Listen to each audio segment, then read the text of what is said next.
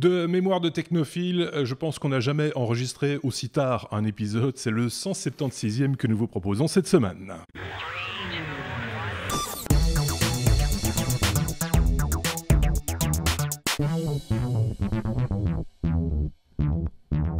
Et la preuve qu'il est tard, c'est que j'ai dit 176 alors que c'est 179. J'ai sans doute retourné le dernier chiffre, ça doit être ça le problème. Avec deux chroniqueurs, alors c'est aussi, en tout cas l'un d'entre eux, et vous allez voir, il est dynamique et très performant, hein, on va dire ça comme ça. J'essaie déjà de le retrouver sur mon clavier. Vous savez qu'on a changé un petit peu le setup depuis cette saison, et donc c'est un petit peu compliqué. Il est ici, faites attention, le voilà, ça c'est Stuff. Voilà, je pense qu'on l'a bien vu. Stuff, c'est un de nos chroniqueurs que vous avez eu l'occasion de voir lors d'un hors-série consacré au Fairphone qu'on avait opposé à l'iPhone. Voilà. On aura d'ailleurs l'occasion d'en reparler d'ici très peu de temps, d'ailleurs, si je ne dis pas de bêtises. Et puis, il n'y a pas que lui. Avec nous, on a également, de ce côté-ci, Benoît, qui va pondérer Salut. Tout ça, en fait. Hein. Benoît, lui, c'est le calme. J'ai vraiment les deux extrêmes avec moi aujourd'hui. Quand on les met côte à côte, c'est tout à fait évident. Hein. Si vous avez la vidéo, il y en a un plus posé, et puis un autre un peu plus... Ça se voit d'ailleurs au background aussi, parce que lui, chez lui... Et on voit chez toi le mort derrière, là, c'est... Il y a un corps là derrière, en fait, mais je veux pas vous le montrer. Oui, c'est ça, c'est un petit peu... c'est un tout petit peu inquiétant. On espère que la police n'arrivera pas avant la fin de l'enregistrement. Oui, c'est ça.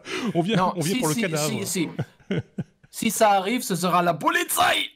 Oui, parce qu'on tient à le signaler, on va un petit peu se calmer, mais on tient quand même à signaler qu'on est de plus en plus international hein, avec ce podcast. Ouais. On va chercher nos chroniqueurs très loin. Par exemple, celui-ci, on a été le chercher à Charleroi, mais il est exilé depuis très longtemps à Cologne, hein, c'est ça, je dis pas de bêtises. Oui, mais si tu veux, c'est le fuseau horaire, c'est pour ça qu'on enregistre tard, en fait. Ouais, c'est le décalage horaire entre Charleroi et Düren, en fait. D'accord, ok. Donc moi, je suis entre Aix-la-Chapelle et Cologne. Aix-la-Chapelle, qui n'est pas à confondre avec Aix-en-Provence, il fait moins chaud. Voilà, je pense que le ton est donné. Tout le monde aura bien compris que cet épisode-ci ne sera pas, on va dire, tout à fait habituel. D'autant plus qu'il y a des choses à dire, et on ne va pas traîner d'ailleurs pour les dire, ces choses, si ça ne vous dérange pas. On va directement passer à notre abécédaire avec, comme on a l'habitude, hein, la première lettre. Ça ne vous étonnera pas, évidemment, si on vous parle de la lettre A comme Apple, puisque cette semaine, une fois de plus, l'actualité a un petit peu été, on va dire, prise d'assaut par cette présentation. On ne dit plus Keynote maintenant, hein. Je pense on dit Apple Event, si je ne dis pas de bêtises. C'est ce qui se dit le plus souvent, en tout cas. Hein. Oui, bah voilà. Ouais, donc, c'est possible. Là, je sais que j'ai en face de moi deux Apple fans, on va dire, mais critiques quand même. Hein, il faut le préciser également. Quand ça va pas, mais quand ça va, il faut le dire aussi. Et donc, on va parler de ces annonces Apple, à commencer évidemment par les iPhones, puisque c'est l'essentiel de l'annonce. Qui s'y colle? Qui commence? Qui veut ouvrir le feu? Benoît, peut-être? Allez, allons-y. Donc, en fait, on a trois nouveaux modèles. Laisse-moi un petit peu de viande. Oui, il va te laisser, t'inquiète. Je vais juste donner les noms et les trucs de départ. Donc, on a 3 nouveaux modèles qui sont annoncés. C'est le truc classique. Hein. On sait qu'une année sur deux, en général, Apple fait son annonce, son produit, son renouvellement de produit avec les renouvellements de design, etc. Et puis l'année suivante, on fait le peaufinage du modèle. Et là, c'est les modèles 10 avec le 10S. Qui vient de sortir, qui a une remise à jour du 10, le 10S Max qui est plus grand, et le 10R, et ça je sais que tu vas en parler, Stuff, du 10R. Moi, ce qui m'a plus frappé dans le 10S, c'est le soin qu'ils apportent vraiment au traitement de l'image et à la qualité de l'image. Donc c'est évidemment des écrans Retina, mais c'est des écrans Dolby Vision. Donc ça veut dire que c'est des écrans HDR en termes de pour une image vraiment cinématographique avec vraiment toutes les nuances de couleurs et toutes les nuances, tu vois, tout ce qui va faire de belles images. Sinon pour le reste, j'ai pas envie de passer super longtemps dessus. Hein. C'est de l'écran OLED. Parce qu'évidemment c'est ce qui leur permet de faire des noirs très profonds et des couleurs riches au-dessus de ça. Les deux téléphones sont globalement le même, si ce n'est la taille. C'est-à-dire qu'on n'a pas, comme on avait certaines années où, par exemple, l'appareil photo était meilleur sur l'un ou l'autre, cette année, ils ne font pas ce genre de différence.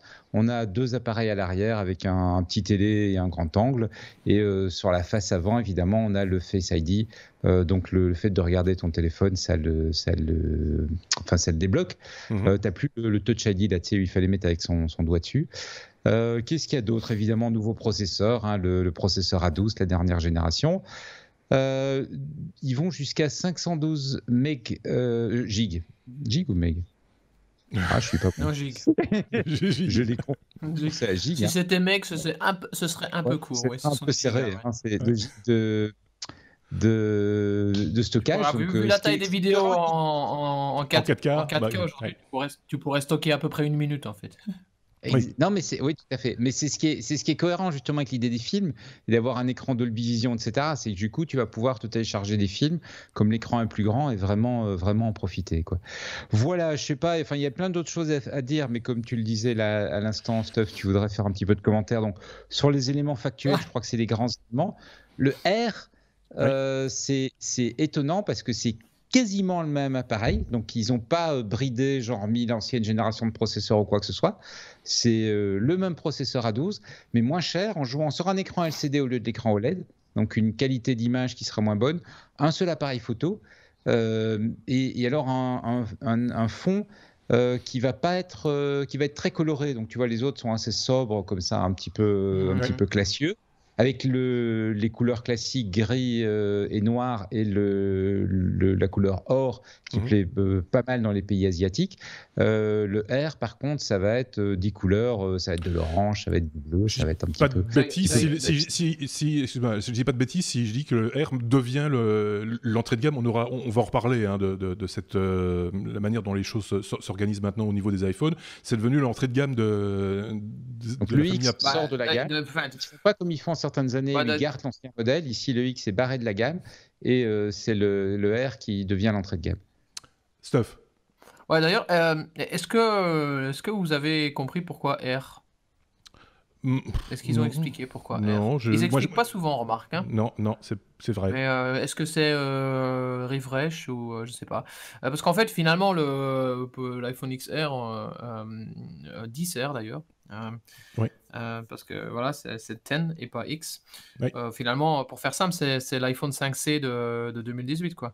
C'est un peu ça, où il y avait aussi cette gamme de couleurs. Il y avait l'iPhone 5 qui est sorti en même temps que l'iPhone 5C. Ça marchait pas. Oui, il y avait ça aussi. Après, oui et non, parce que écologiquement, c'est pas terrible le plastique, mais honnêtement, le verre derrière, moi, la première chose que j'ai fait dans mon iPhone 10, je peux vous le montrer, c'est il y a des gens qui trouvent ça moche, mais j'ai mis derrière une gomme en silicone, quoi. Et ça m'a sauvé déjà 2-3 fois, et elle est super fine. Et elle coûtait pas très cher, c'était 12 € ou quoi. Et ça m'a sauvé plein de fois parce que sinon tu pètes l'arrière, quoi. Si ça tombe. Donc, oui, en plus de ça, tu as une meilleure préhension de l'appareil aussi quand c'est un peu. Voilà, ça Ouais. Et puis, puis j'avais un système aussi de lentilles qui allait sur le tu vois, sur le de focus, des choses ainsi, de macro. Et du coup, j'avais besoin de le mettre. Ah ouais, c'est ça, le truc, le système de lentilles venait avec une housse, mais qui était monstrueuse, entre guillemets. Donc, j'en ai racheté une autre et ça marchait dedans. Donc voilà. Mais ouais, pour revenir sur la gamme et sur le 10, j'ai presque envie de l'appeler le iPhone X. Parce que c'est quand même un 10S. Alors, si tu le lis, c'est le iPhone X. Oui, et l'autre, c'est le X Max. Oui, et le X Max. En même temps, XS, alors, c'est un 10. Alors, je suppose qu'en français, ils disent aussi 10. Alors, essayez de ne pas parler en même temps. Voilà. Le positionnement tarifaire de l'ensemble, il y a des choses à en dire là peut-être quand même, non, parce que c'est quand même, on atteint quand même apparemment le XS Max poussé au maximum, on est proche des 2000 boules quand même. Hein. Le problème c'est que le prix de quelque chose dans ce monde formidablement capitaliste, et c'est un peu ironique, mais c'est la terrible réalité, c'est le juste prix, c'est le prix que les gens sont prêts à payer, quoi. Et c'est un peu le problème. c'est que oui, certes, ça pourrait être vachement moins cher, mais il s'avère que je pense qu'Apple teste régulièrement les gens en montant les prix un petit peu. Et si Apple aujourd'hui vaut 1,1 milliard, non, aidez-moi, trillion, c'est ça? Parce que c'est billiard. Non, mais non, billion en français. Billion en français. Trillion en anglais, c'est ça le problème. Trillion, c'est billion. Voilà, c'est ça le problème. Si Apple veut aujourd'hui un trillion, c'est que 1,1 d'ailleurs, c'est justement par le fait qu'ils construisent jamais rien qui peut pas se vendre au moins 2 fois le prix que ça a coûté de le faire. Et là, en l'occurrence, c'est un peu plus. Donc je pense qu'ils vont se vendre. Comme d'habitude, on a presque envie de dire. Mais je pense qu'ils vont se vendre, mais je pense que, et c'est voulu, à l'époque où l'iPhone 5 est sorti, l'iPhone 5 s'est bien vendu certes, mais l'iPhone 5C s'est vendu au moins autant, voire plus. Donc, je pense que le 10R est entre autres là parce que le 10R va se vendre comme des petits pains et que, en plus, comme le disait Benoît juste avant, par contre, comparativement au bridage qu'ils ont fait par le passé du 5C, il y a encore moins de bridage. Et effectivement, c'est plutôt sympa que le 10S et le 10S Max ne se différencient que par la taille de l'écran. Alors bon, évidemment, le 10S Max, c'est un truc, c'est totalement surréaliste au niveau taille. Moi, je comprends pas. Mais mon CTO, il trouve qu'un iPhone 10 ou un 6S, c'est trop petit. Donc, lui, il ne jure que par les plus depuis des années. Il a un 6 Plus, je pense, ou un 7 Plus. Et donc là, forcément, le mec, il est aux anges puisqu'il va avoir un 10S Max. Moi, personnellement, pour moi, un iPhone 10 et même d'ailleurs un iPhone 6S, c'est déjà grand. C'est trop grand. C'est déjà trop grand. Donc, c'est pour ça que je suis terriblement triste. On en parlera tout à l'heure de la disparition de... un peu de respect pour ces téléphones qui tenaient dans une main. Voilà, mais ça n'empêche que voilà, ça exactement. Le SE, il me reste un 5S que j'ai passé à ma fille et je me tâte vraiment plein de fois pas pour moi parce que niveau spec c'est pas terrible, mais entre autres pour la famille. À retrouver des SE d'occasion, de bonne occasion. Mais moi, pour en revenir au 10, moi, je vais, après m'être tâté un tout petit peu, et ayant moi personnellement un 10 déjà, il me fallait un téléphone pour ma femme. Je pense que ça va être le 10R. Parce que voilà, je vois pas l'intérêt d'aller claquer les sous, plus de sous pour avoir un 10S. Je t'interromps 2 secondes, Steph. Une bonne remarque. Benoît, si tu devais changer de smartphone aujourd'hui, lequel tu choisirais? En fait, la question se pose, je dois changer de smartphone. Voilà. J'ai un 4S, donc c'est pas jeune. Mais il a bien tenu et il tient toujours sans problème la batterie. Maintenant, il a 2 soucis, c'est qu'effectivement, les mises à jour logicielles se font plus et donc du coup, tu commences à être un peu bridé par rapport à ça. 9, et alors, deuxièmement, le bouton d'allumage a cassé il y a à peu près 1 mois. Je pense qu'il m'a envoyé une espèce de message en faisant ça. Donc, je suis obligé de le changer. Et donc, je me suis posé la question. Et en finale, je pense que je vais commander un 10S Max pour une raison très simple. Je téléphone plus énormément avec. C'est plus trop pour téléphoner. Donc, le fait de l'avoir à l'oreille qui est immense, j'espère que ça ne sera pas gênant. Mais par contre, ce que je fais énormément dans le train le matin, je regarde des films. Et ça m'emmerde d'emmener l'iPad pour regarder des films. Et donc, je me dis avoir un écran un peu plus grand, ne plus avoir à prendre l'iPad, ça me fera de la place pour mettre mon Kindle, ce qui fait que je pourrais soit regarder un film, soit lire confortablement, parce que lire sur l'iPad, j'aime toujours pas. Je pense que je vais aller vers... Tu es en train de nous dire T'es en train de nous dire que l'appareil en tant que téléphone n'est pas intéressant. Par contre, en tant que mini tablette, c'est parfait.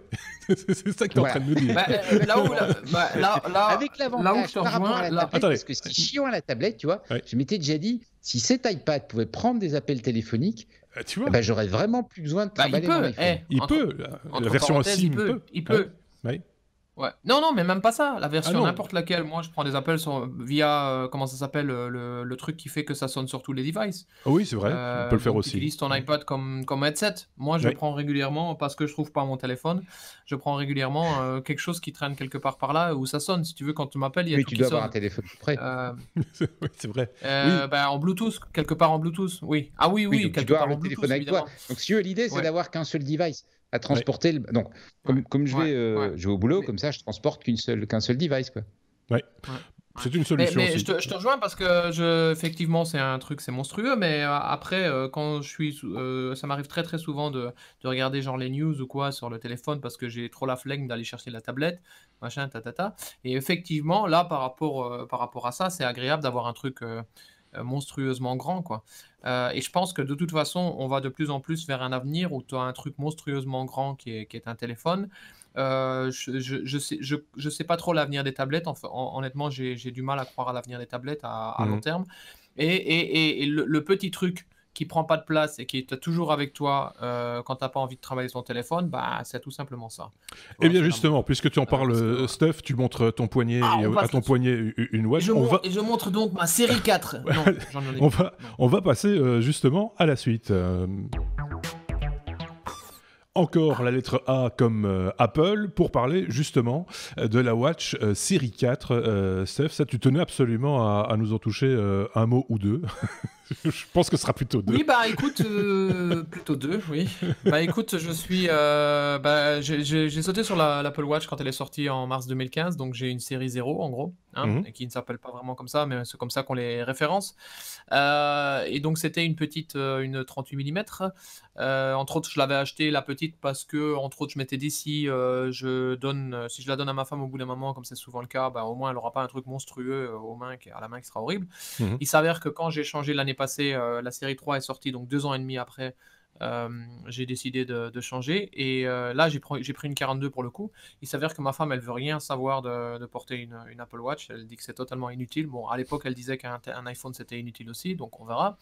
Donc j'ai la série 3 depuis l'année passée. J'en suis super content parce que d'abord, je suis passé à 42, ce qui fait que c'est un petit peu plus grand quand même. Et surtout, ça a plus de batterie. Et surtout, j'ai pris la version LTE. Et donc, c'est pour ça que je vous disais, c'est ma propre expérience. Ça m'arrive régulièrement de partir avec juste ma watch et mes AirPods. Et donc, comme ça, si je peux prendre un appel, d'ailleurs, ça m'arrive très, très, très régulièrement de prendre un appel directement sur le haut-parleur. Ce qui veut dire qu'effectivement, je suis à la fois un petit peu frustré de la série 4 parce qu'il n'est évidemment pas question que je rachète encore une montre un an après. Des fois, il y a quand même le stuff un peu vert, écologique, tout ça qui met des claques à l'autre, quoi, tu vois. Ouais. Donc, je ne vais pas changer de... Je pourrais, financièrement, c'est pas la question. Même, je pourrais changer de téléphone tous les ans. Mais j'évite deux. Et c'est pour ça que, d'ailleurs, un énorme applaudissement aux gens qui ont encore un 4S aujourd'hui, parce que pour moi, c'est la règle que tout le monde devrait avoir si on n'est pas développeur iPhone comme moi. Bon, 4S, c'est quand même extrême, hein, mais il y a des tas de gens qui pourraient encore avoir un 5. Mais non, mais c'est bien, c'est que ça marche, c'est la preuve. Il n'y a pas de raison de le changer. Et pour moi, voilà, pour moi, et je vais revenir sur la montre tout de suite. Effectivement, je ne vais pas dire que le but c'était mais c'est vrai que dans la réflexion, je me suis dit, mais je vais changer maintenant plusieurs fois, mais en final, j'ai pas franchement besoin d'un nouveau téléphone. Et ça fait quand même une batterie, des machins, des trucs pour rien, quoi. À titre d'exemple, c'est pas non plus une question financière. Hein. À titre d'exemple, j'ai un iPad 2 qui fonctionne encore, comme Calporte. Ouais. Les iPads chez nous, on en a que 2. Moi, j'ai un iPad 1 et un iPad R2. Voilà. Ouais. Et j'ai un deal avec mon employeur pour que dès que l'énorme iPad sorte, ça rentre dans la société et je l'ai. Il faut préciser que tu es développeur pour iOS, ça, etc. Je suis développeur iOS, donc j'ai une bonne excuse, entre guillemets. Bon, c'est un peu pourri des fois, mais c'est la vérité. Donc, je pense que la règle d'or pour changer de téléphone pour les gens normaux, c'est-à-dire qui ne sont pas des développeurs iPhone, et si on veut être quelqu'un de responsable écologiquement, c'est tout simplement au moins changer quand son device ne plus forcément mettre à jour. C'est-à-dire que les gens qui ont un 5S aujourd'hui, ils n'ont toujours pas vraiment de raison de changer. Effectivement, si tu as moins qu'un 5S, et en l'occurrence, on a un 5C à la maison qui est bloqué sur iPhone OS 10, sur iOS 10. Donc voilà. Mais pour en revenir à la montre, la nouvelle, c'est quand même assez impressionnant, je trouve, parce que d'abord, pour avoir utilisé une LTE depuis un an, je suis super content, ça marche super bien. La eSIM, c'est vraiment génial. Tu peux vraiment carrément sortir et recevoir des appels, machin, tatata. Il y a un seul désavantage, c'est qu'il faut savoir que ça n'a que du LTE. Donc ça veut dire que tu n'as qu'une puce LTE. Ça veut dire que partout où tu n'as pas de... et 3G aussi, évidemment. Mais parce que c'est la même chip. Et du Edge, là où tu as encore du Edge, Et c'est valable aussi pour les appels téléphoniques, c'est-à-dire que des fois, tu n'as pas de réception. Et donc, il y a des endroits où tu n'as pas de réception alors que tu aurais de la réception avec un téléphone. Oui, c'est ça. Voilà, parce qu'ils ont fait une économie sur une chip, enfin une économie de place plus que d'argent, à mon avis, parce qu'il n'y a pas beaucoup de place dans ce machin. Mais quand je vois tout ce que la nouvelle propose, c'est-à-dire déjà un design un peu différent, puisque je n'avais pas capté ça tout de suite, mais j'ai réalisé ça hier soir après, en regardant un peu le site web, que les bords sont plus arrondis, c'est-à-dire que c'est comment on appelle ça, l'écran est plus grand. Tu vois, le radius, voilà, le radius, c'est comme quand tu fais un corner radius en HTML, bah, le radius est plus grand, quoi. Donc, c'est moins carré, quoi. D'accord. Et l'écran, évidemment, est plus grand. Donc, la montre en elle-même n'est pas tellement plus grande, quoi qu'elle a l'air d'être plus grande au poignet, quand même. Quand je l'ai vu, quand même, en tout cas en image, mais tu sais, les produits Apple, souvent, ça ne rend pas en image, il faut les voir en vrai. Ouais. Quand je l'ai vu en image, je me suis dit, si aujourd'hui, je devais encore à nouveau acheter une nouvelle, je racheterais peut-être à nouveau une petite, en sachant que les petites ne sont plus des 38 mm, mais des 40 ou 42, je crois. Ouais. Donc voilà, elle est plus fine en plus, qui n'est pas trop dégueulasse. Il y a quand même cette histoire phénoménale d'électrocardiogramme. C'est quand même, on a beau critiquer Apple, dire toujours genre ils innovent pas, machin. Alors vous m'en montrerez un qui fait un électrocardiogramme qu'on peut s'acheter soi-même. Non. Oui, mais il faudrait peut-être le comparer avec un vrai électrocardiogramme, parce qu'on a déjà testé des balances intelligentes et des choses comme ça. Et puis quand on va chez les professionnels de la profession, ils vous disent, oh, mais ça c'est du vent. Venez sur ma balance et vous verrez. Ouais, c'est ça, sauf que souvent les professionnels de la profession, c'est du protectionnisme ce qu'ils font, souvent, très souvent. Genre, mais non, vous pouvez pas faire ça parce que ça marche pas. Oui, mais enfin, alors qu'en fait, tu confies ta santé quand même. Enfin, il y a une question de santé également, quoi. Si ton électrocardiogramme te dit tout va très bien, et qu'en fait tout va mal. Non, c'est-à-dire qu'effectivement, tu dois faire comme qui dirait un double check. Oui, c'est ça. C'est-à-dire que voilà, c'est-à-dire qu'il faut pas croire que parce qu'on achète une Series Watch on va s'épargner le prix du docteur. Hein. Voilà, c'est ça. C'est pas un médecin. Hein. Le médecin Apple, si tu devrais le payer, je crois qu'il serait assez cher. Oui. Mais ouais, pour en revenir à la montre, ils ont eu pas mal de bonnes idées. D'abord, le haut-parleur est plus puissant, ce qui est pas dégueulasse. Je te cache pas, parce que quand tu parles, évidemment, parler sur sa montre, c'est un peu révéler ta vie privée à tout le monde qui est autour de toi. Hein. Donc, c'est en général, tu le fais que chez toi, mais moi, ça m'arrive souvent de le faire chez moi. Et là, tu t'en fous que tout le monde écoute. C'est plutôt sympa d'avoir plus de son. Même chose pour si, je sais pas, tu es en train de bricoler ou quoi et tu veux un peu de musique. C'est pas dégueulasse. Je suis pas sûr que ça marche, ça, d'ailleurs. Je dis peut-être une connerie. Ils ont eu la bonne idée de mettre le micro de l'autre côté. Parce qu'au début, quand j'ai vu les premières images avec le point, je me suis dit, tiens, c'est quoi ce point? Il y en a un qui m'a sorti sur Twitter, c'est pour sortir la SIM. Ça m'a fait un peu super rire, la carte SIM. Donc voilà. Donc après, ce qui est sympa, c'est qu'effectivement, c'est plus rapide comme à chaque fois, machin, évidemment, c'est pas un secret. Il y a les bracelets, pour ceux qui ont plusieurs bracelets, c'est pas mon cas. Hein. Moi, j'ai 2 montres et 2 bracelets. J'ai jamais acheté des bracelets supplémentaires. Ils sont toujours compatibles. Ça, c'est pas dégueulasse. Et voilà, électrocardiogramme, c'est un des gros trucs. Moi, ce que j'attends sur une watch, et c'est pour ça que je compte pas en changer plus souvent que tous les 2 ans au maximum. On verra si ça arrivera un jour. C'est tout simplement une caméra frontale, parce que je trouverais ça plutôt cool de faire comme c'est dans quel truc pour les enfants où ils faisaient ça, les pierres à feu, non, ou quelque chose un truc comme ça, oui. Ou l'inspecteur Gadget. Voilà, l'inspecteur Gadget. Voilà, l'inspecteur Gadget. Il s'appelait. Il y avait d'autres trucs.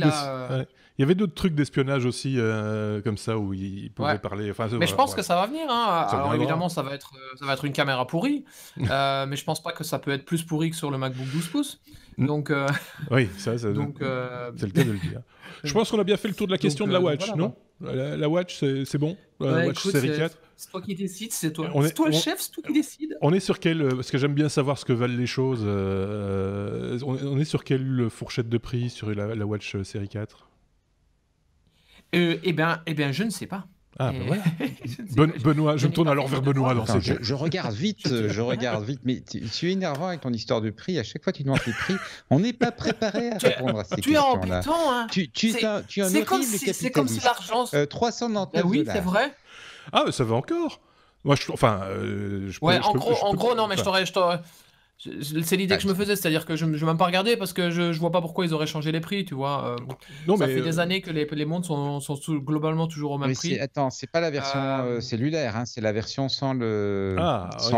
Oui, attends. Attends, est-ce que la série 4 a toujours deux versions, une version cellulaire et non cellulaire?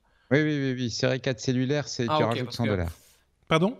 Ouais, alors pour les $100, pour la version j'entends plus rien. C'est compagnie. On va se calmer, les gars. On peut se calmer parce que j'entends plus rien. On comprend plus rien. Je te disais, tu rajoutes $100 pour la version cellulaire. Et si tu veux la version Hermès, c'est un petit peu plus cher encore. Ah oui, cette version Hermès. C'est chic. Hein, on peut passer à la suite peut-être. Moi, je préfère la version Air Max. C'est un peu beau, par exemple. On passe à la suite. Allez, on va parler un peu photo, parce qu'il n'y a pas que Apple dans la vie. On va en reparler d'Apple d'ici quelques instants, vous inquiétez pas. Mais il y avait également une photokina. Et vous le savez, Benoît s'intéresse énormément à la photo. Et donc, on va parler, par exemple, de la valse des hybrides chez Canon. Si je ne dis pas de bêtises, Benoît. J'ai l'impression que Benoît ne bouge plus. Mais j'ai l'impression. Si, pardon. Parce que je ne te voyais plus. Je ne te voyais plus. Parce que j'ai pas le même monitoring que vous. Et donc, du coup, je ne te voyais pas. Mais si tu me dis que tu es là. Moi, dans mon monitoring, il bouge plus. Hein. Bah oui, c'est ça. Moi, je veux pas dire. Moi, dans mon monitoring, il bouge plus. Mais en vrai, il bouge. De quand on essaie de se connecter et que ça passait pas. Oui, c'est ça. C'est ça qui est bizarre. L'image est restée fixe depuis ce moment-là. Donc, on vous racontera un jour, mais les coulisses sont amusantes ici. Oui, c'est ça. Je dis pas. Bref, Canon. En fait, la photokina, c'est fin du mois. Ce qui se passe, c'est que il y a plein de c'est fin de ce mois-ci. C'est fin de ce mois-ci, c'est à Cologne. Oui, mais il y a plein de préannonces. C'est pour ça que je disais, exactement. Il y a plein de préannonces. C'est à côté de chez moi. Il y a plein de préannonces autour de pour préparer la Kina, et en particulier les deux grands de la photo, c'est-à-dire Canon et Nikon, se lancent dans la production d'hybrides. Donc les hybrides, c'est ces appareils photo qui, comme des réflexes, ont les objectifs interchangeables, sont des appareils plutôt quali, qui s'adressent plutôt aux amateurs éclairés ou aux professionnels, mais qui n'ont pas de l'ancien système de miroir pour envoyer l'image à l'œil, et qui utilisent comme un compact ou comme un iPhone, ou etc. C'est le capteur qui prend l'image, on la projette sur un petit écran, soit l'écran arrière, soit un écran avec un viseur oculaire. Et donc c'est des produits qui ont une dizaine d'années, hein, ça fait pas mal de temps qu'on en parle, on a déjà parlé plein de modèles ici, mais les deux grandes marques étaient un petit peu frileuses, hein. Ils ont sorti des produits mais très bridés, pas super intéressant, et là on sent que le marché est vraiment en train de changer, et à la fois Nikon et Canon pour cette Kina nous annoncent des produits, des hybrides, mais on va dire mastoc sérieux. Et chez Canon, c'est l'EOS R. Donc c'est un hybride qui grosso modo se positionne comme étant proche mais un petit peu en dessous en gamme de l'EOS 5D Mark IV. Donc l'EOS 5D Mark IV, c'est leur réflexe pour l'amateur averti. L'EOS R, on voit qu'ils l'ont un petit peu, tu vois, bridé, justement. Ils n'ont pas fait comme Apple avec le R. Ils ont un peu bridé, un petit peu pour ne pas qu'on ait l'envie de ne pas quand même s'acheter un réflexe. Mais globalement, c'est quand même un appareil, par rapport à ce qu'ils avaient sorti jusqu'à présent comme hybride, qui était franchement très, très amateur, c'est quand même un appareil qui se veut un appareil un peu sympa, quoi. 30 millions de pixels. Et ils ont particulièrement travaillé sur l'autofocus, avec plus de 5000 positions d'autofocus sélectionnables, 5000 points que tu peux sélectionner. Alors, ça va être l'enfer, parce que ça veut dire que les points sont super proches les uns des autres. Donc, je ne sais pas à quoi ça va servir. J'espère qu'il y a un mot de regroupement pour qu'on puisse dire, voilà, tu vois, ces 300-là, tu m'en fais un seul, sinon ça va être inutilisable. Et des specs qui sont pas mal, hein. Un mode rafale à 8 images. Avec l'autofocus, donc c'est correct, quoi. Donc on est sur quelque chose de la 4K, etc. Donc on est sur quelque chose qui se veut un bon appareil photo. Mais le plus intéressant, je trouve, c'est vraiment de voir le tir groupé à la fois Canon et Nikon qui arrivent sur le marché en même temps, et qui arrivent sur ce marché parce que le réflexe est franchement en train de s'essouffler. Ça fait un moment qu'on sent que les ventes sont plus ce qu'elles ont été. Parce que le marché est saturé, hein. Tous les gens qui ont envie d'acheter un réflexe numérique, ils en ont un, et donc quelque part il faut redonner de l'envie d'acheter, autant sortir quelque chose de nouveau.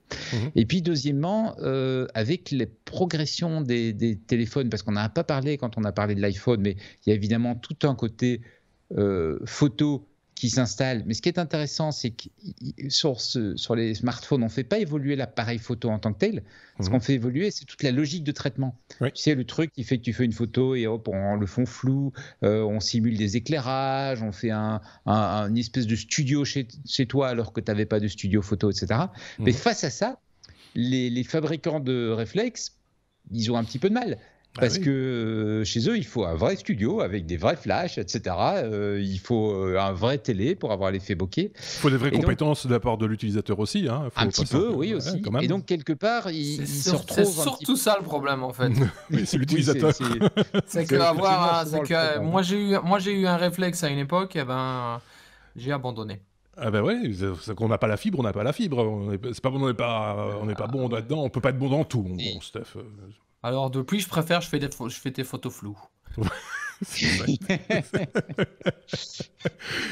Ok, bon ben voilà, ça c'est l'exemple. Ce qu'ils essayent de faire par rapport à ça, c'est aussi de se positionner en matière tarifaire et d'être un petit peu moins cher, de se préparer, à mon avis, à être capable de baisser les prix, parce qu'évidemment, sur un réflexe classique, le miroir, ça coûte cher.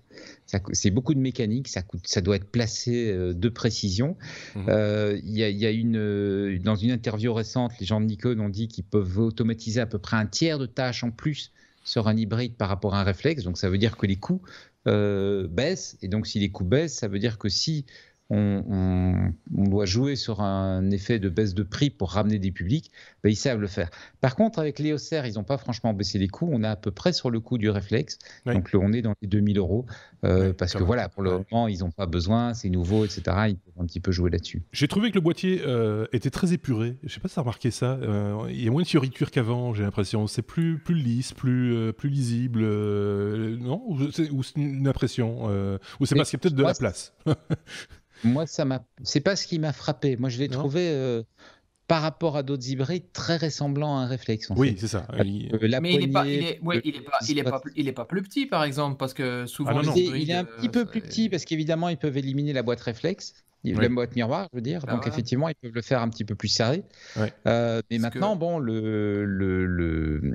la baïonnette pour mettre les optiques, elle fait la même taille qu'avant. Ouais, et donc, quelque part, tu as une contrainte de taille à ce niveau-là. Je te pose la question parce que moi, à une époque, j'avais un Nikon 5100. Et puis, on me l'a piqué la première année que j'ai organisé Objectif Cologne. Un plug gratuit d'ailleurs la semaine prochaine, il y a la conférence SwiftConf que je n'organise plus, mais voilà. Okay. Et voilà, une conférence de développeurs. Et du coup, à l'époque, on me l'a piqué. J'ai récupéré les sous de l'assurance. C'était pas un problème.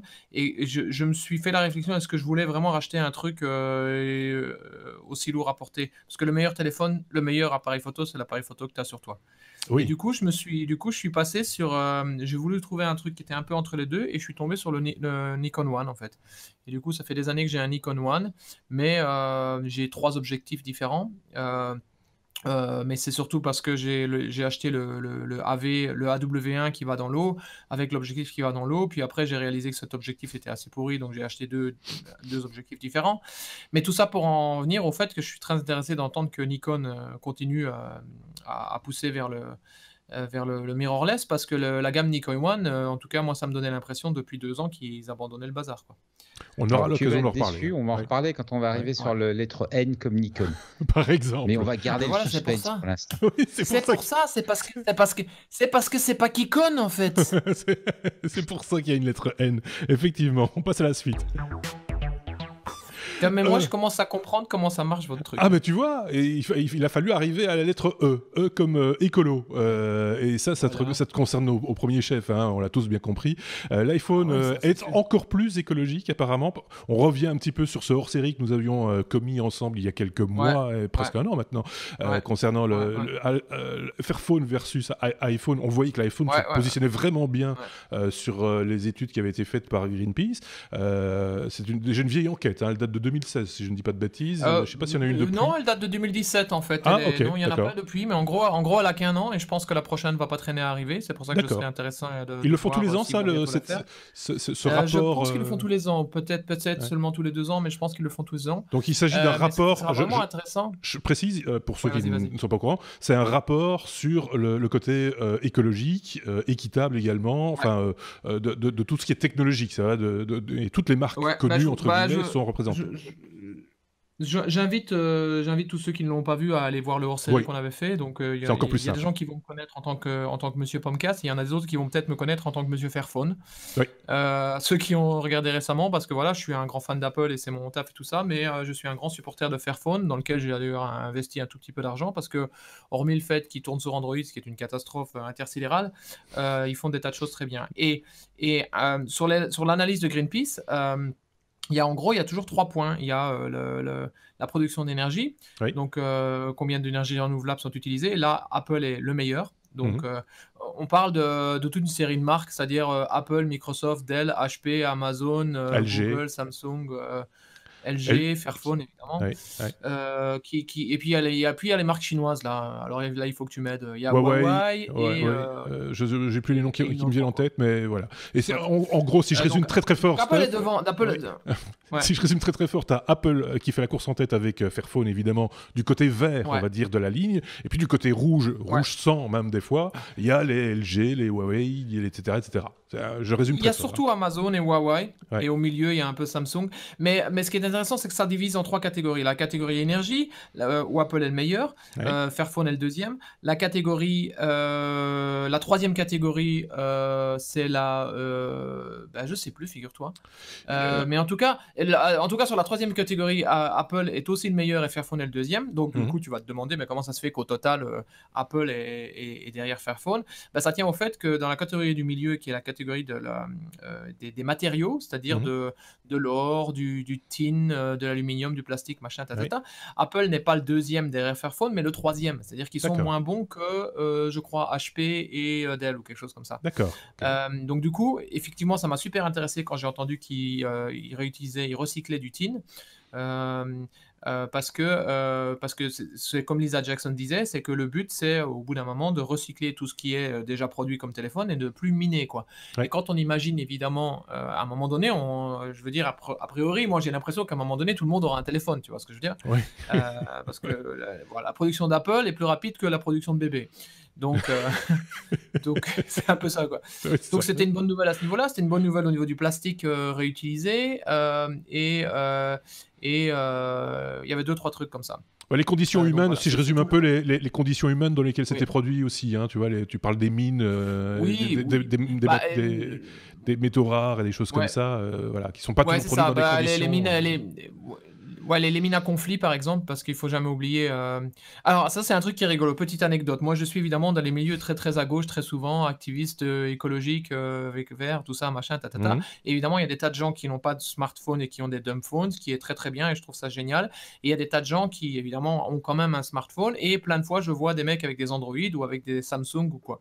Et du coup, ça me fait mourir de rire, parce que d'un côté, effectivement, je comprends qu'ils sont critiques du grand capitaliste Apple, ce que je comprends, mais d'un autre côté, purement écologiquement, tu peux avoir que 2 téléphones. Si t'aimes pas iOS, que je peux tout à fait comprendre, tu peux acheter un Fairphone, en sachant que pour rappel, pour faire simple, Fairphone techniquement c'est un peu un téléphone pourri.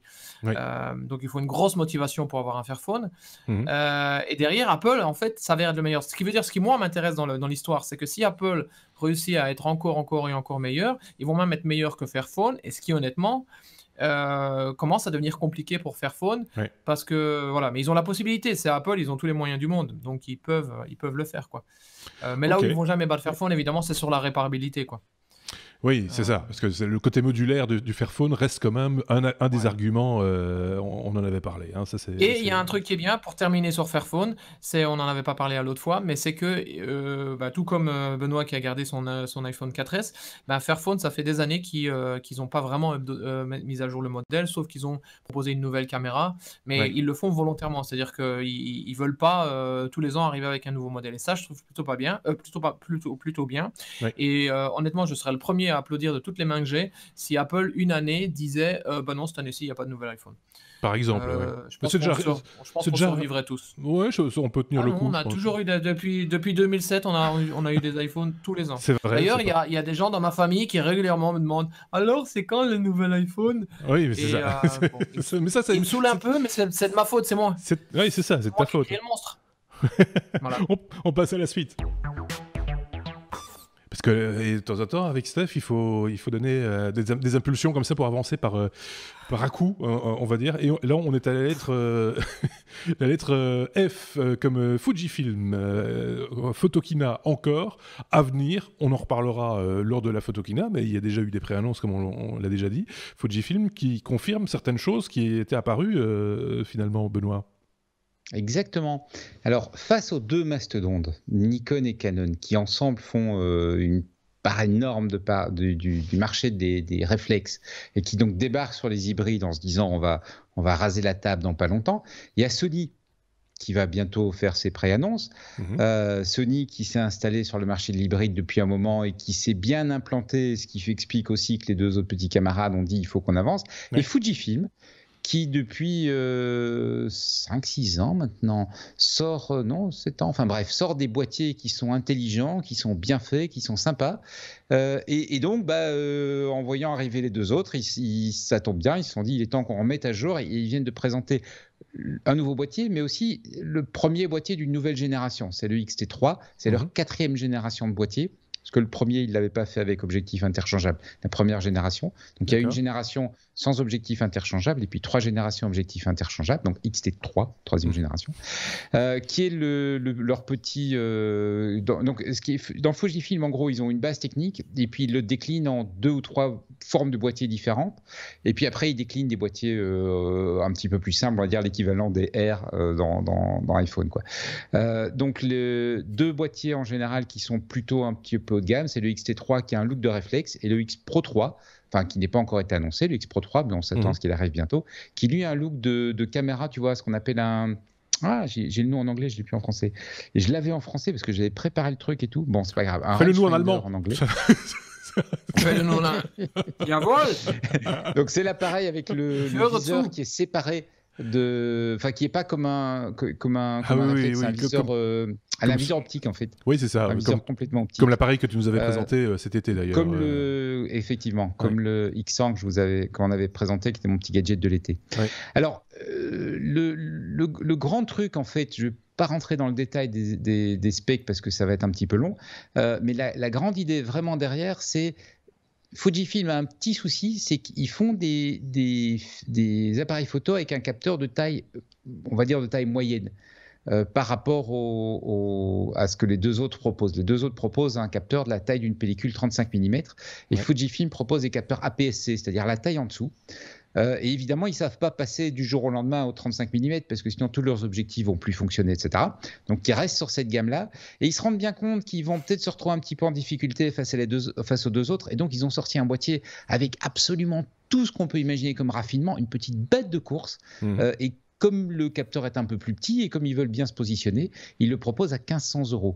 Donc, quand on compare les deux copains là, qui sortent des boîtiers à 2000 et un petit peu au-dessus, là, c'est vraiment un positionnement tarifaire avec un autofocus d'enfer, avec un traitement d'image absolument exceptionnel, avec plein de trucs qui sont vachement bons.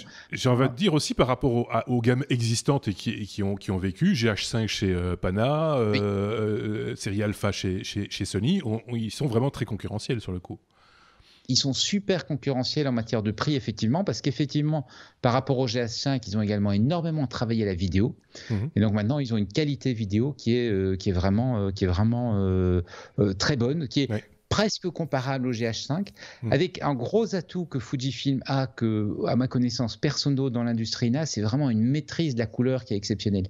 Parce que Fujifilm, c'est des gens qui faisaient à l'époque des pellicules, qui faisaient des films et qui faisaient du papier photo, etc. Il y avait deux grands fabricants, hein. Il y avait Kodak et Fujifilm en termes de volume. Après, tu avais des gens comme Agfa, tu avais des gens comme Ilford, etc., mais qui ne faisaient pas les mêmes volumes. En termes de volume, tu avais vraiment ces deux grands fabricants. Et donc, ils ont énormément d'expérience de la couleur, de comment une photo, ça se développe, etc. Et ils ont fait un super boulot, qu'à ma connaissance, pas une seule autre marque n'est arrivée à faire, de porter toute cette expérience dans l'image numérique. Ce qui explique aussi d'ailleurs qu'ils ont un type de capteur un petit peu spécifique, et ce qu'ils appellent un capteur X-Trans, qui est un capteur avec une manière dont les couleurs sont acquises qui est un petit peu différente des autres. Et donc voilà, on pourrait presque dire qu'ils ont une signature de couleur, un peu comme les fabricants hi-fi ont une couleur de son. Tu vois, le son Bose, par exemple. Ici, on a une image Fujifilm. On a les images Fujifilm. Et en fait, ils te proposent des modes de simulation de film. Ouais. C'est-à-dire que tu as le film standard, on va dire.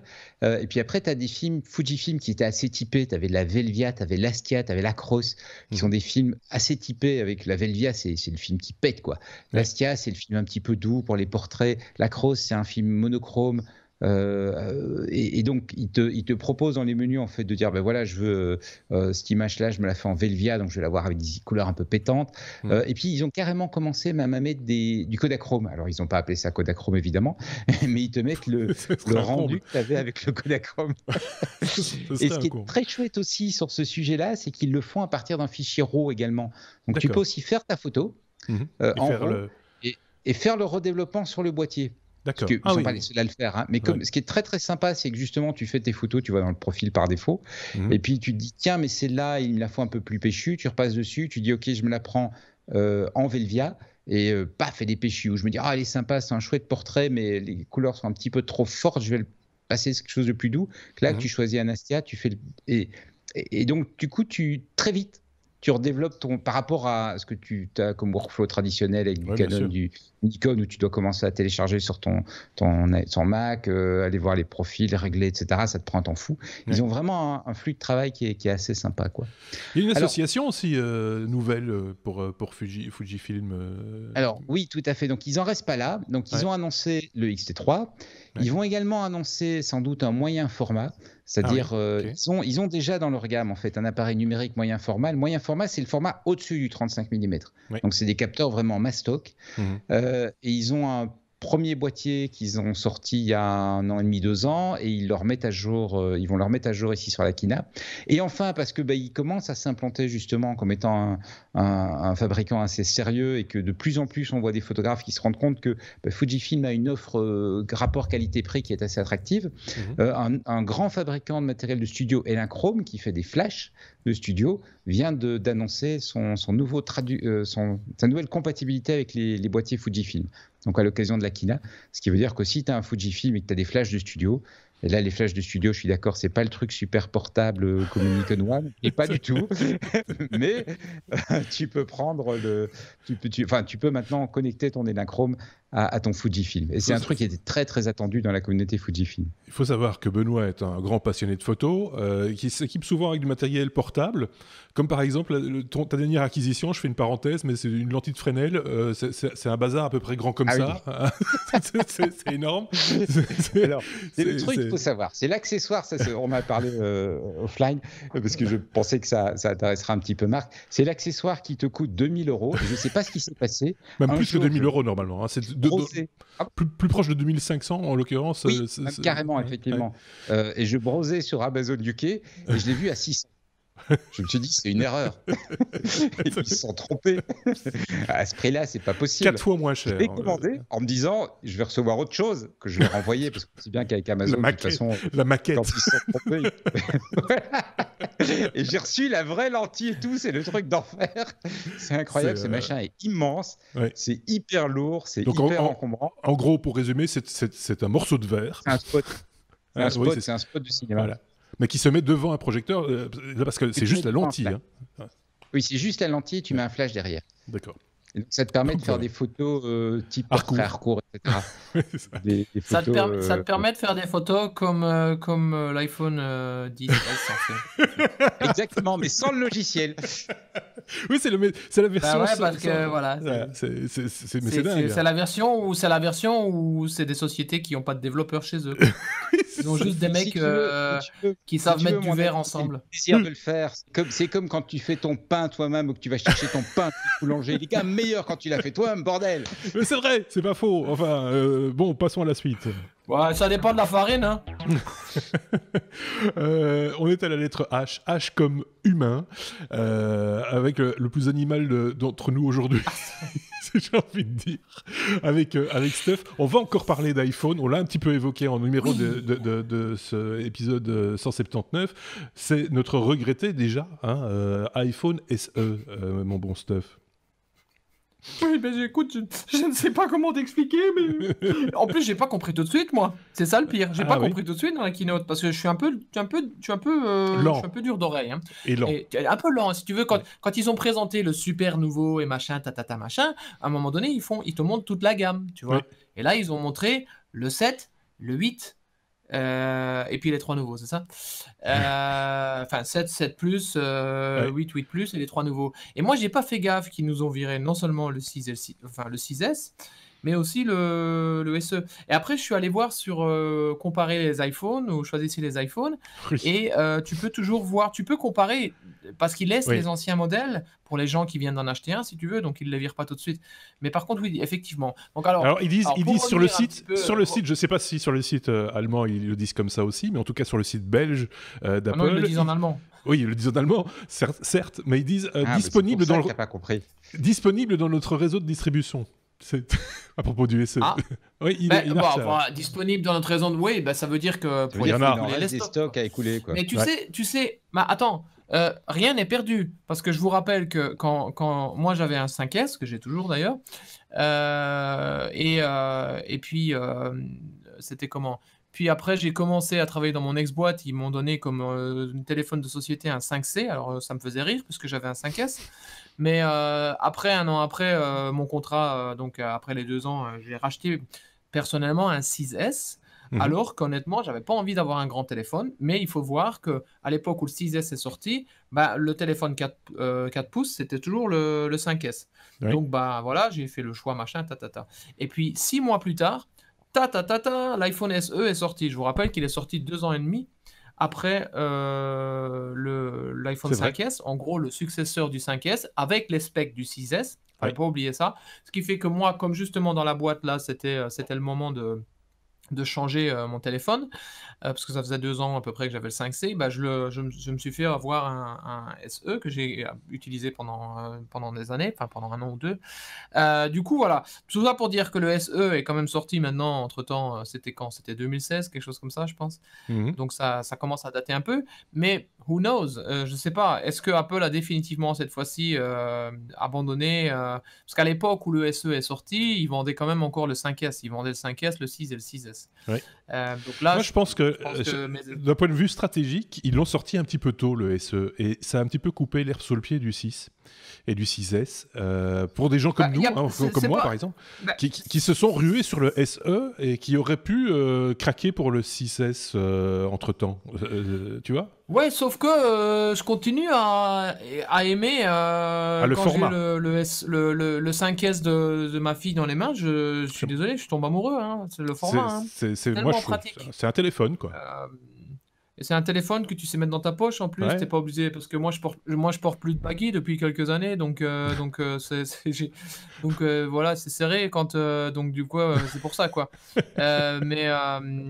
Voilà, c'est dommage, mais en même temps, ce que je trouve quand même sympa, là il faut applaudir Apple quand même, c'est qu'ils ont quand même diminué la gamme, hein, parce que l'année passée c'était quand même un peu compliqué. Hein. Il y avait beaucoup de trucs. On avait un petit peu tous les téléphones depuis l'iPhone SE, ils nous les avaient tous donnés. Hein. Donc là ils ont fait table rase, ils ont enlevé 3 téléphones, c'est déjà pas mal. Mais je pense que les prochaines annonces, ça va devenir moi je pense qu'à un moment donné ils vont nous ressortir un SE ou un truc apparenté en dessous la question qui tue, c'est est-ce qu'ils vont sortir un truc petit parce que je vous rappelle qu'on attend toujours l'iPhone 9 hein, parce qu'il n'est pas encore sorti. Oui, donc ils vont pas s'en sortir comme ça hein, chez Apple. On sait compter. Donc, peut-être que l'iPhone 9... Ouais, on sait compter quand même. Hein, et c'est pas parce qu'on est belge que... et comment donc pour en revenir à je sais pas, est-ce qu'ils vont nous sortir un petit téléphone un jour, le low budget, est-ce qu'ils vont nous sortir un truc aussi low budget? Le low budget actuellement c'est un peu l'iPhone 7. Ce qui est sûr c'est qu'on va a priori se barrer pour pratiquement tout de Touch ID, puisqu'on va plus vers Face ID. Effectivement, c'est intéressant, comme le disait Benoît au début, qu'ils n'ont pas laissé l'iPhone 10, alors qu'à l'époque où le 6S est sorti, ils avaient laissé l'iPhone 6. C'est aussi intéressant de voir qu'ils ont réutilisé le terme S, alors que l'année passée, ils étaient passés de l'iPhone 7 à l'iPhone 8. Ça m'avait perturbé, moi, parce que je cherche toujours l'iPhone 7S. C'est vrai. Donc voilà... voilà, à suivre et on va allumer quelques cierges. Celui-là, je peux te le dire, le SE, je vais le garder longtemps, je pense. Comme mon iPad 2. Tu vois, c'est parce que moi j'aime bien. Doré en plus. Non, c'est la housse qui fait ça. C'est le truc qui fait beige, mais en fait il est gris dedans. Mais voilà. Non, moi j'aime bien. Moi j'en avais un doré d'ailleurs. Mais par contre, ce qui est indéniable, c'est que pour moi le téléphone vraiment idéal, ce serait un truc de la taille d'un iPhone SE. Mais avec l'écran et Face ID d'un iPhone 10. Parce que là, je dois reconnaître comme la Watch n'arrête pas de monter en taille, bientôt tu auras une Watch qui fera cette taille-là. Donc en fait, l'idée c'est un recoupement. En fait, tu sais comme on était content d'un... C'est-à-dire que ta Watch va devenir un SE, ta Watch va devenir un SE, ton téléphone va devenir une tablette. Et les tablettes vont devenir, on ne sait pas, des écrans. Et d'ailleurs, pour rappel, c'est la watch que tu mets dans ta poche. Ouais. Tu vois la watch à gousset que tu mets dans ta poche. La série, d'ailleurs, la Watch Série 4 a plus de définition que je crois que l'iPhone original en fait. Ah oui, ça ne serait pas étonnant du tout, c'est clair. Ça m'étonne pas. Allez, on passe à la suite. Mais voilà. Mais voilà. Mais on va jouer alors. Mais voilà, parce que on est à la lettre J comme jeu. C'est marrant que ce soit Benoît qui vienne avec la lettre J comme jeu pour un nouveau jeu sur cartouche NES. Ça, c'est quand même pas pouvoir dire grand-chose parce qu'effectivement les jeux c'est pas ma spécialité, mais j'ai trouvé l'idée super amusante. C'est un revival. Rétro-jeux, etc. Il y a une boîte allemande. Ça doit pas être... Ils sont à Berlin, donc ils sont pas très loin de chez toi en final. Plus, décidément. C'est quand même vachement loin. Je voudrais juste te dire un truc. Je sais que c'est plus loin. C'est pas la Belgique au niveau taille. Non mais en pliant bien, Steph, en pliant bien la carte, c'est pareil. C'est juste en pliant la carte. Mais c'est un peu ça, parce que si tu veux Berlin, c'est presque la Pologne. En fait, moi. Parlez pas en même temps, les gars. Je sais pas où t'es, je sais plus où t'es. Enfin, c'est vrai que Berlin en avion. Enfin bref. Oui, donc, une boîte à Berlin qui sort aujourd'hui un jeu pour NES, Nintendo Entertainment System. Et alors, évidemment, la proposition par défaut, c'est de l'avoir en téléchargement, hein, donc pour les émulateurs et tout ça. Mais ils ont poussé le truc jusqu'à sortir une cartouche. Donc, la vraie cartouche, quoi. La cartouche NES, le gros bazar qu'il y a à l'époque, avec le jeu qui a été développé là maintenant, quoi. Je trouve l'idée assez farfelue. C'est évidemment un Kickstarter. Ouais. Attends, je vais regarder le prix parce que sinon Marc va me faire une apoplexie comme d'habitude. En tout cas, il est financé. Ça démarre à 40 €. Donnez vos sous, ils sortiront jamais le produit. Si, ça, je pense que oui, parce qu'il y a quand même une communauté autour qui presse. Hein, donc, je pense que le produit va sortir. Moi, je sais pas vous, mais moi, Kickstarter, Indiegogo, j'en suis revenu parce que j'ai backé 20 produits et il y en a 2 qui étaient bons. Quoi. Bon, ça, c'est tout un débat, évidemment. Ça, on pourrait en reparler longuement parce que Benoît est un grand spécialiste de Kickstarter. C'est son site de chevet.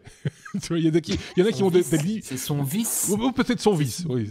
Enfin, sa femme dit que c'est son vice. C'est un message. C'est comme la cocaïne, c'est un message de Dieu pour te dire que t'as trop de sous. Quand on pense qu'on n'a même pas bu. Benoît, va au bout de l'idée. Non mais voilà, c'est tout ce que je veux dire. Hein. C'est juste une petite news il est allé au bout de l'idée. Qu'est-ce que tu veux que je fasse dans des conditions pareilles ? On peut avancer. Allez, passe. Mais quand même, on va parler de Nikon. Alors, ni méchant. Ça va te faire mal.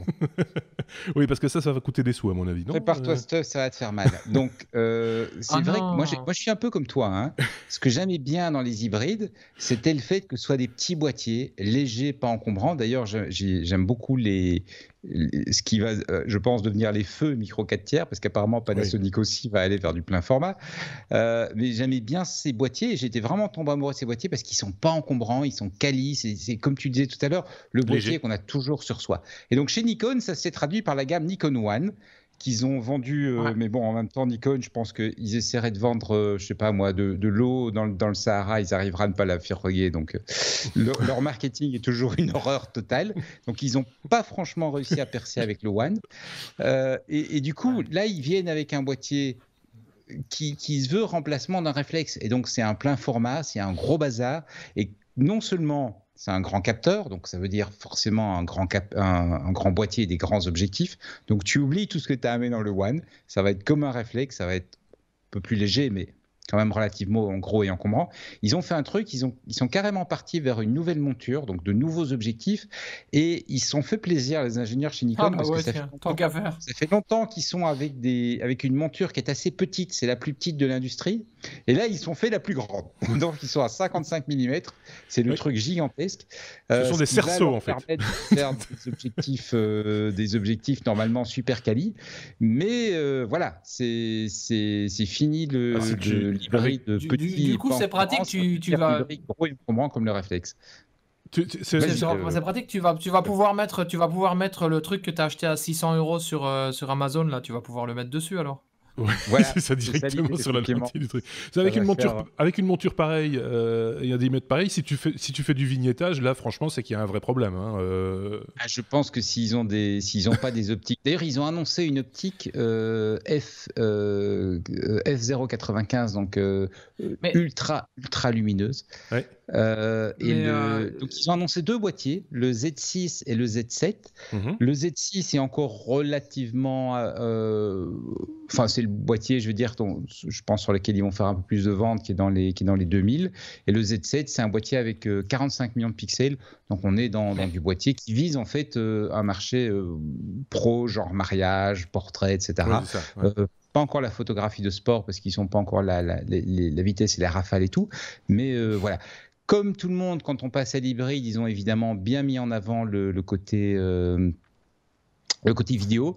Donc, ils ont beaucoup retravaillé. C'est un point où Nikon était franchement en retard par rapport à la fois à Canon, Panasonic et tous les autres. Donc là, ils ont bien retravaillé. Ils arrivent avec des boîtiers qui font de la 4K, qui ont l'air d'avoir un autofocus qui fonctionne correctement en vidéo. Donc, qui vont être vraiment attractifs sur ce point de vue. Et donc ils ont un adaptateur, voilà, pour mettre les anciens objectifs. Alors c'est rigolo parce que sur mon Nikon One, j'aurais aussi pu acheter un adaptateur dans l'autre sens pour mettre les objectifs normaux sur le Nikon One. Oui. Est-ce qu'ils ont tué le Nikon One d'ailleurs au passage? Est-ce que vraiment ils l'ont enfin... Le Nikon One il est mort. Ah, il est mort. La gamme One elle est il est même plus sur le site. C'est fini. D'accord. Donc j'ai un Nikon One à vendre aussi, mais ils ont clairement annoncé qu'il n'y aurait plus de boîtier. D'accord. Vous avez parlé tous les deux en même temps, donc on n'a rien compris, donc c'est parfait. Je disais, non pas qu'ils ont, je ne sais plus s'ils ont annoncé formellement, enfin s'ils ont encore des stocks à liquider ou pas, mais ce qui est clair, c'est qu'ils ont annoncé qu'il n'y aura plus de boîtier sur la gamme One. D'accord. C'est la gamme Z. Après, c'est pas la même clientèle non plus. C'est une des raisons qui a fait que j'ai plus acheté ni de boîtier ni de lentilles, c'est que ça sentait le sapin quoi depuis un an ou deux. C'est dommage en même temps parce que quand ils changent rien, c'est super dommage parce qu'il y avait tellement de potentiel, tu vois, ils avaient 3-4 boîtiers différents, ils avaient ce boîtier que moi j'ai qui est vraiment moyen mais qui va dans l'eau, ils avaient des boîtiers vachement mieux qui faisaient de la 4K en vidéo qui étaient sympas. Ils avaient plein d'objectifs différents, dont certains vont dans l'eau. J'irais jusqu'à dire que des clients, entre guillemets, comme toi, qui ne sont pas photographes dans l'âme, mais qui aiment bien avoir de bons outils, et qui ont trouvé leur produit, ils sont frustrés, dégoûtés, et ils n'y reviendront pas. Enfin, toi, je pense il faudra déjà beaucoup pour que tu rachètes un boîtier. Non, parce que honnêtement, acheter un super gros machin qu'on laisse à la maison pour faire 4 photos par an, honnêtement, c'est pas très motivant. Après, la frustration, c'est qu'effectivement, en faisant des photos avec l'iPhone, aussi bon soit-il, il y a toujours des moments où tu te dis, putain, si j'avais eu un vrai appareil, j'aurais fait une meilleure photo, quoi. Ouais, mais il faut le temps, Pour moi, le problème des appareils photo, c'est les désavantages logiciels. C'est-à-dire que une des raisons pour laquelle j'avais acheté le AW1, c'est qu'il n'était pas seulement, il allait dans l'eau, mais il avait aussi le GPS. Pour moi, faire une photo qui n'est pas géolocalisée, c'est les années 80, quoi, tu vois, déjà. Ça, c'est un aspect, ça se défend. Par exemple. Ensuite, il y a tout ce délire de maintenant, on n'en a pas parlé tout à l'heure, mais de la nouveauté des photos sur tous les nouveaux iPhones où tu peux changer c'est quoi? Tiens, c'est toi le photographe, la profondeur d'image, voilà. Profondeur de champ. Après coup. La profondeur de champ, la changer après coup. Alors ça, pour le coup, ça met une grande tarte au monde non logiciel entre guillemets quoi. Ça, oui, c'est clairement le problème auquel les marques historiques sont confrontées. Hein. C'est que effectivement, et je pense que c'est pour ça qu'ils arrêtent ces boîtiers qui étaient des hybrides relativement petits. Et donc, je disais, Nikon One, c'est fini. On ne sait pas ce qui va arriver à l'EOS M, qui était un peu la gamme équivalente chez Canon. Mais clairement, la nouvelle monture n'est pas compatible avec. Donc, on se dit qu'il y a quelque chose là-bas aussi. L'EOS M. Pardon ? L'EOS M était un peu cher aussi, il me semble. Oui, mais bon, c'est du Canon, donc c'est pas normal. Et alors, c'est un petit peu le Apple de la photographie. Les micro 4 tiers, c'est un peu le même phénomène. Panasonic va annoncer un full frame, il va rester qu'Olympus. Donc on sent que la gamme va un petit peu. Enfin, on s'imagine que le format va un petit peu vivoter. Oui. Parce que le problème qu'ils ont, c'est que il faut qu'ils arrivent à toucher un public qui achète leur boîtier.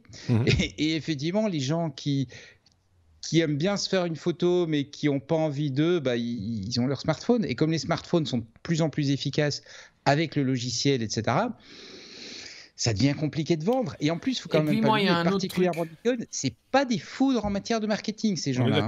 On est d'accord. Donc, ils ont un peu de mal à parler et à mettre en avant les avantages de leurs produits. Pour conclure, je suis totalement d'accord sur Nikon. Pour conclure, d'abord, je suis totalement d'accord avec le marketing et Nikon. Il faut savoir que moi, j'ai acheté mon Nikon One après avoir été à l'avant-dernière Photokina, je pense, il y a 4 ans. Et honnêtement, j'étais allé après l'avoir eu et je faisais pas des très bonnes photos, mais c'était de ma faute.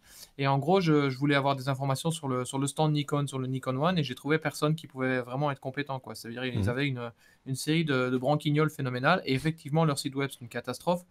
Et pour conclure, moi, ce qui m'énerve avec les appareils photo normaux, c'est le logiciel dans le sens aussi menu, quoi. C'est-à-dire que pour aller dans les menus, les interfaces graphiques, c'est une catastrophe phénoménale. Transférer les images, elles sont pas synchronisées sur iCloud, tu vois. Donc, il faut que je mette une carte physique, que j'enlève une carte. Alors même, tu peux avoir des transferts par Wi-Fi, machin, C'est toujours pourri. Il y avait eu un truc. Quand je fais une photo sur mon téléphone. On comprend bien, Steph. Il y avait quand même une tentative héroïque, je serais même tenté de dire, d'un fabricant un peu inattendu sur le marché de la photographie, mais ça va dans le sens de ce que dit Steph, Benoît. C'était Samsung, avec un appareil qui était quand même construit autour, alors là pour le coup, autour d'Android, mais qui avait ses fonctionnalités, et qui permettait de directement exporter sur les réseaux sociaux, directement dans le cloud, machin, etc. Oui, mais avec la situation qui s'est très vite avérée, c'est qu'on sent que très vite, il y a eu un arbitrage au sein de Samsung, se disant, OK, ça c'est une gamme sur laquelle clairement on ne va pas arriver à percer. Les smartphones, on perd, ça se vend bien. Où est-ce qu'on va mettre nos sous pour le prochain modèle qu'on va développer? Et voilà. C'est ça la complexité du marché. Il faudrait rajouter un dernier truc, c'est que en fait, c'est un segment sur lequel Apple pourrait carrément se placer dans une certaine mesure. C'est-à-dire qu'on peut très bien imaginer à un moment donné un espèce de truc où tu mets un objectif, en gros, sur un iPhone, et tu vois, parce qu'il y a tous les gens qui travaillent dans la photo, enfin la grosse majorité ont des Mac et sont des fans d'Apple, enfin une grosse partie. Et donc du coup, voilà, on verra. L'avenir nous le dira, je pense pas.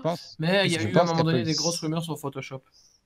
Je pense qu'Apple s'est clairement placé, mais ils se sont clairement placés avec l'iPhone. Ils n'ont pas l'intention de développer un boîtier dédié uniquement à la photo. Et tu regardes dans l'annonce, il y avait quand même on l'a pas détaillé spécialement, encore une fois, parce que c'était essentiellement des annonces logicielles. Et puis bon, il fallait un petit peu avancer, mais il y a eu quand même une grosse partie de l'event.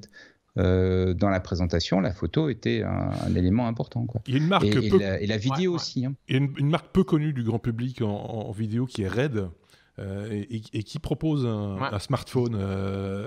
Alors c'est un petit peu bizarre ce truc. Ils ont un truc. Voilà. Est-ce que ça reste Benoît, je me tourne vers Benoît parce que lui il suit ce genre de truc. Mais est-ce que c'est encore de l'ordre du projet? Est-ce que c'est sorti? Et qu'est-ce que c'est? Non, je pense qu'ils l'ont sorti, mais le marché qui vise est un marché assez particulier. C'est vraiment le marché du reporter. Oui, c'est de l'Android. Mais c'est le marché du reporter. Donc en fait, l'idée c'est d'avoir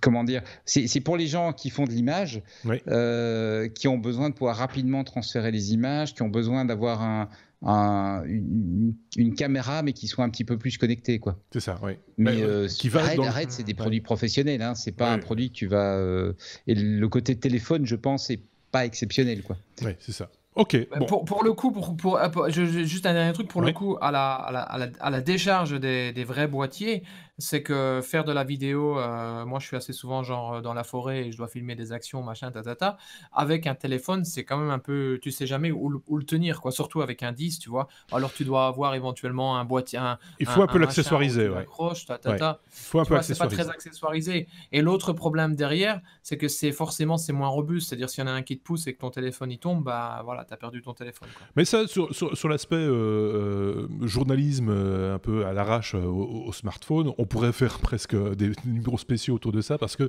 y a de quoi faire. Il y a du matériel qui existe, il y a des fabricants qui ont compris l'intérêt du truc. Et voilà, quoi. Ce qui est assez impressionnant, c'est que les gens seraient impressionnés par le nombre de journalistes vrais, professionnels, qui travaillent avec tout simplement un iPhone, quoi. Effectivement. Juste avec des micros externes, parce que... Et de plus en plus. Parce que je te le confirme. Juste pour terminer son sujet. Il y a une couverture de Time qui a été faite à l'iPhone. Hein.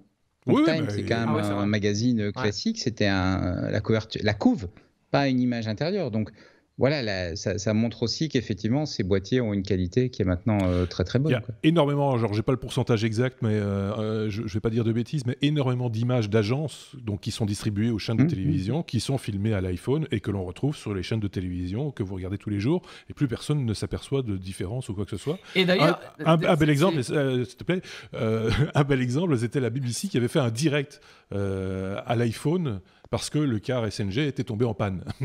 Donc, et à ce moment-là, tout le monde a dit, mais en fait, dans les standards de qualité de la BBC, quand même, hein, il faut être clair. Là, tout le monde s'est dit, là, on est passé un step plus loin.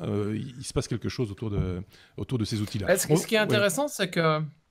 on va peut-être embrayer. Parce que... Ce qui est intéressant, c'est que moi j'ai un ami qui est caméraman et qui fait des trucs assez géniaux, notamment avec des drones et tout ça, machin, et il faisait un reportage récemment sur la forêt, justement. Et puis il y a des moments donnés où il n'était pas là, lui, physiquement. Donc il y a des mecs qui ont filmé avec leur téléphone et qui lui ont donné tout simplement récupérer les images. Le gars, il a intégré ça, récupéré les images, il a intégré ça à son documentaire. Honnêtement, si tu sais pas que c'est un téléphone portable, tu penses que le gars, il était là, quoi. Tu vois. Oui, c'est ça. Ouais. Donc tout est possible, j'ai envie de dire, tout. Allez, on passe à la prochaine lettre. S comme stuff. S, ça aurait pu être S comme stuff, mais non, ça va être S comme SNCF. Décidément, SNCF pour l'instant, moi. Qui veut des trains drones. C'est ça, hein, Benoît. Vous connaissez, est-ce que vous connaissez la blague sur la RATP? Sur la RATP, là on parle de la SNCF. Oui, ah oui, mais vous savez pas ce que ça veut dire RATP? Ça veut dire rentrer avec... Bon, ok. Oui, ça, je pense que ça, pas sur la SNCF alors. Donc SNCF, qui a lancé en fait deux consortiums pour construire des trains drones, c'est-à-dire des trains à conduite automatique. Oui. Leur objectif étant de faire rouler des trains à conduite automatique en 2023, dans 5 ans. Et d'avoir une exploitation commerciale 2 ans après. 2023, c'est l'exploitation commerciale ou c'est les premiers tests? Non, c'est ça, les premiers tests en 2021 et l'exploitation commerciale en 2023, donc dans 5 ans. Et alors, ça peut paraître bête parce qu'on se dit des trains automatiques, ça existe déjà. Bah oui. Mais en fait, le truc, c'est que ça existe, mais sur des réseaux fermés. Donc, tu vois, c'est dans des tunnels, c'est sur des réseaux où il n'y a pas d'accès. Mais là, l'idée, c'est vraiment d'avoir des trains qui circulent sur les voies normales, avec donc tous les risques auxquels d'un obstacle, c'est-à-dire les gens qui passent sur la voie alors qu'ils ne devraient pas s'y trouver. Les animaux. Des animaux, un éboulement de terrain ou un arbre qui est tombé ou quelque chose qui est tombé sur la voie. Évidemment, l'objectif, c'est d'avoir une meilleure fiabilité, de pouvoir faire circuler plus de trains. Ouais. Et ils ont 2 projets, parce qu'ils ont un projet pour du fret et ils ont un projet pour des passagers. Et leur impression pour le moment, c'est que le fret décollera plus vite que les passagers pour des raisons purement psychologiques. Les gens devraient se dire, tiens, je ne suis pas très en confiance de monter dans un train conduit automatiquement. Alors, perso, je prends le train tous les jours pour aller au boulot. S'il n'y avait pas de conducteur dans le train, je me dis qu'il y aurait moins de grève et ça me ferait plutôt plaisir.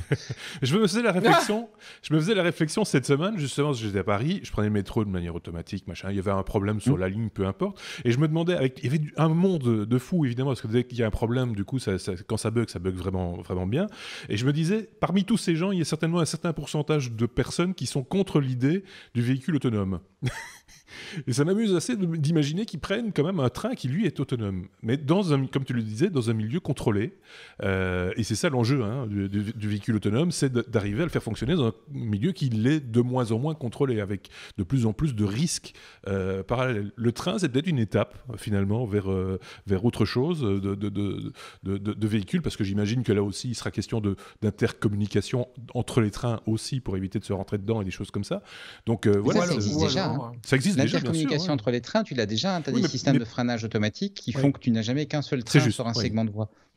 Donc, c'est pas cet aspect-là auquel ils ont peur, c'est vraiment plus l'aspect d'obstacles qui vont survenir et qu'il faut que le train détecte correctement.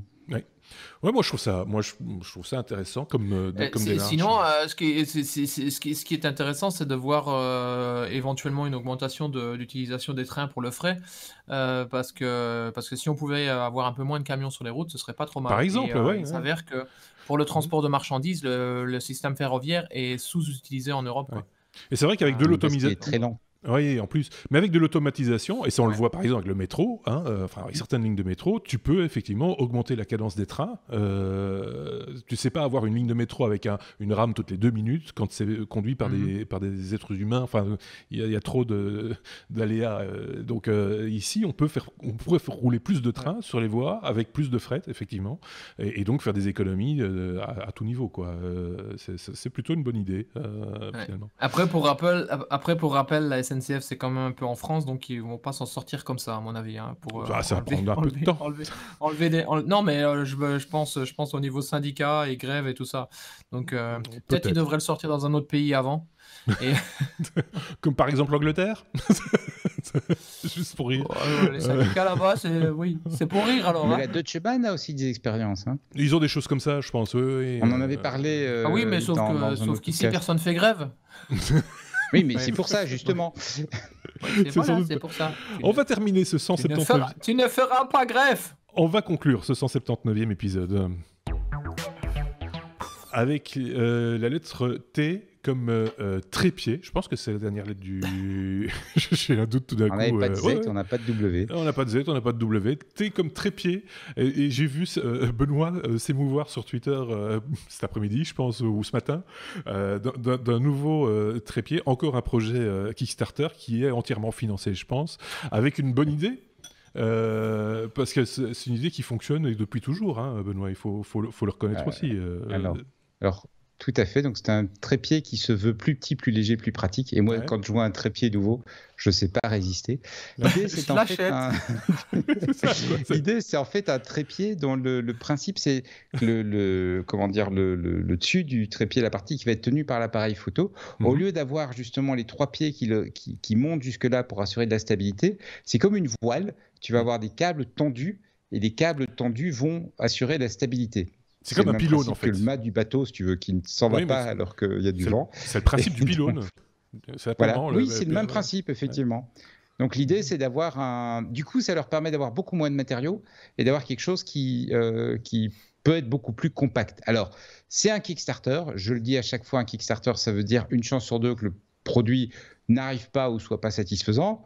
Ça veut dire aussi, de toute façon, les dates annoncées, vous pouvez les oublier, vous rajoutez un an facilement. Mais voilà, je trouve ce que je trouvais intéressant en particulier, voire 2. Ce que je trouvais intéressant en particulier, c'est que tu as énormément de... Comment dire, c'est très conformiste l'industrie du trépied. Ils te sortent tous le même modèle que le voisin. Et là tu as des gens qui arrivent avec une idée un peu différente. Et attends que j'y réfléchisse. Ah non, c'est en Autriche. J'allais dire c'est aussi en Allemagne. Mais cette fois-ci, c'est en Autriche. Enfin, c'est presque l'Allemagne. C'est dangereux de dire ça, monsieur. C'est ça. On a une histoire là derrière. Alors son nom, on va quand même le donner. Mais par contre, ça fait un peu bricolage quand même. Non, je pense pas. Alors, il faut donner son nom, c'est Lumapod. C'est comme ça que ça s'appelle. Non, il faut regarder la vidéo. Il y a une petite vidéo on mettra le lien comme on le fait d'habitude. Comme on donne toujours les liens de nos sources. Il y a une petite vidéo. Non, c'est pas si top que ça. Moi, je pense pas. En tout cas, je verrais bien la marque Manfrotto sur un produit comme ça, sans déconner. Ça me semble assez cohérent. Par contre, dans la petite une présentation de vidéo, le monsieur est à la montagne, il veut poser son trépied, et il doit quand même, il le monte, quoi. C'est-à-dire qu'il l'ouvre, mais après il doit encore visser la rotule de son appareil photo dessus, et puis il pose son... Là, je trouve qu'ils ont fait une erreur de conception ou de présentation, parce que c'est pas vraiment le truc le plus... Tant qu'on y est aussi, il doit monter au mât, tirer des câbles, mettre des tendeurs. En fait, c'est parce que... Non, mais en fait, c'est parce qu'ils ont demandé conseil à Nikon, en fait, pour le marketing. Peut-être. Donc... c'est Nikon compatible, en fait. C'est un truc dans ce genre-là. Voilà. Donc, mais voilà, mais moi, quand j'ai vu l'objet, alors je n'ai pas le même niveau d'émotion pour ce genre d'objet que Benoît, mais je peux comprendre que... voilà, en fait, moi, j'ai découvert un truc. C'est que Benoît, il change de téléphone tous les 7 ans. Par contre, il achète des trépieds tous les 2 mois. À peu près. Donc si tu continues comme ça, tu vas pouvoir téléphoner avec tes trépieds. J'achète des trépieds en bois, monsieur. Oui, il y en a des très beaux. Hein, j'en ai un très beau, j'en ai un Berlebac, c'est très très joli. Oui, je dis, il y a une collection de trépieds. C'est quand même bon, d'accord, ok. Est-ce que tu... En fait, tu peux ouvrir le musée du trépied chez toi, en fait. Tu peux l'inviter un mercredi à un dîner, si tu veux. Il va te parler de ses trépieds. Quand tu viens à la Photokina, viens avec tes trépieds et montre-les-moi. C'est ça. Non, dans son smartphone, il va... Regarde mon trépied, j'ai un trépied, j'en ai un nouveau. C'est celui-là. Ah oui, c'est ça, ouais. Donc voilà, chacun sa marotte. Hein, chacun voilà, les trépieds qui tournent donc sur iOS 12. Il n'y a pas encore quelqu'un qui a fait un smart trépied, tu vois, genre Bluetooth ou un truc pareil. Un smart trépied. Enfin, en tout cas, ceci voilà. pour conclure ce 179e épisode qui est épique, hein, on peut le dire. On n'a jamais enregistré aussi tard. On est à jeun, enfin, on n'a pas bu épique, écolégramme. Il est temps, il est l'heure.